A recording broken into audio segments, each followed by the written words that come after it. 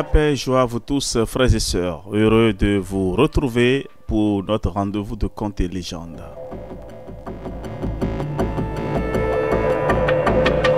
Mon conte vole, plane et descend sur Dieu le Père qui bénit Jacob à Béthel.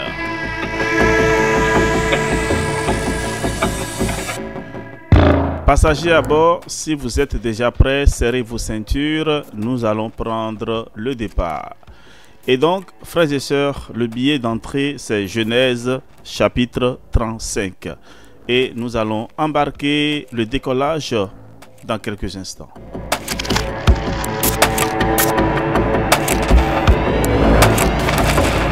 Frères et sœurs, bienvenue à vous tous à bord de Contes et légendes. Dieu dit à Jacob, lève-toi, va t'installer à Béthel où tu me construiras un autel. C'est là que je me suis présenté à toi lorsque tu fuyais Ésaü, ton frère. Jacob dit aux membres de sa famille ainsi qu'à tous ceux qui étaient avec lui, débarrassez-vous des dieux étrangers qui se trouvent chez vous, purifiez-vous et changez de vêtements. Préparez-vous, car nous allons à Béthel, et là-bas, je construirai un autel au Dieu qui a répondu à ma prière lorsque j'étais dans une situation difficile et qui m'a aidé partout où je suis allé. Alors, ils remettent à Jacob toutes les statuettes de dieux étrangers qu'il possède, ainsi que les anneaux qu'il porte aux oreilles. Jacob enfouit le tout sous le grand arbre qui est près de Sichem. Lorsque Jacob et sa famille se mettent en route, Dieu met une grande peur dans le cœur des habitants des villes voisines, si bien que personne n'ose les poursuivre. Jacob et tous ceux qui l'accompagnent arrivent à Béthel, au pays de Canaan. Il construit là un autel et appelle ce lieu Dieu de Béthel, car c'est là que Dieu s'est présenté à lui lorsqu'il fuyait son frère. Dieu apparaît encore à Jacob et il le bénit. Il lui dit, ton nom était Jacob, mais on ne t'appellera plus ainsi. Désormais ton nom sera Israël. Je suis le Dieu Tout-Puissant. Je te donnerai de nombreux enfants afin que tu deviennes l'ancêtre d'un ensemble de peuples. Il y aura des rois parmi tes descendants. Le pays que j'ai donné à Abraham et à Isaac, je te le donne, et plus tard je le donnerai à tes descendants. Jacob dresse là une pierre sur laquelle il verse de l'huile et une offrande de vin pour en faire une pierre sacrée. Jacob donne le nom de Béthel à ce lieu où Dieu lui a parlé.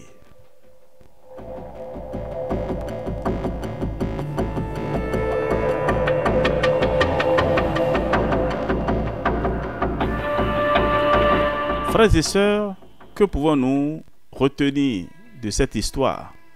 Dieu aime Jacob parce qu'il obéit toujours à sa parole.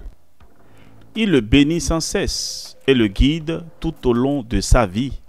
Il change son nom afin d'accomplir pour lui ce qu'il a prévu faire dans sa vie.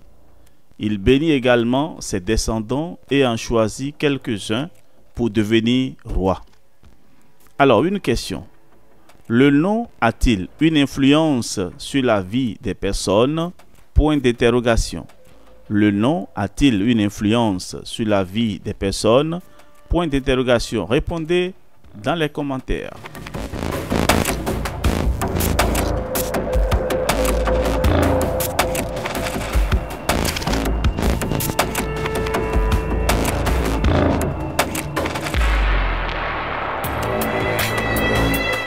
Et oui, frères et sœurs, la suite de l'histoire est celle-ci.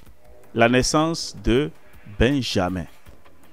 Oui, Israël, c'est-à-dire Jacob, et sa famille quittent Béthel. Non loin de la ville appelée Ephrata, Rachel met au monde un fils. Cet accouchement étant très douloureux et très difficile, la sage-femme encourage Rachel en disant « N'aie pas peur, car tu as encore un garçon. Et comme Rachel est mourante, elle lui donne le nom de Ben-Oni, qui signifie fils de malheur. Mais le père lui donne le nom de Benjamin, qui signifie fils de la main droite. Rachel meurt et elle est enterrée sur le chemin d'Ephrata, qui s'appelle maintenant Bethléem. Jacob dresse une pierre sur sa tombe. C'est la pierre du tombeau de Rachel qui existe encore aujourd'hui. Israël poursuit son chemin et arrive auprès d'Isaac son père, à Mamré, qui s'appelle aujourd'hui Hébron, où avait vécu Abraham. Isaac meurt à l'âge de 180 ans, après une longue et heureuse vieillesse. Il est enterré auprès de son peuple par ses fils Ésaü et Jacob.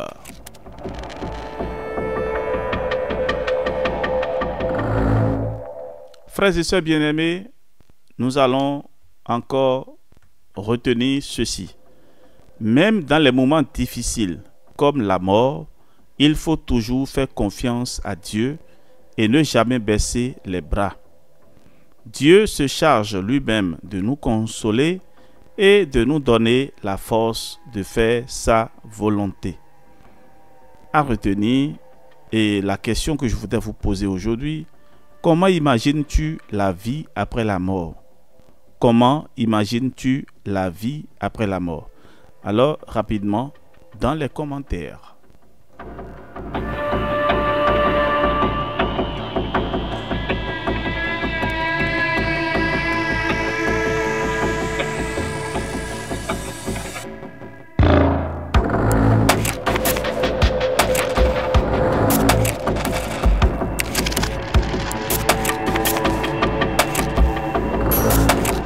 Frères et sœurs bien-aimés, nous allons nous préparer pour l'atterrissage et notre voyage prend fin ici et nous allons prendre une autre destination demain.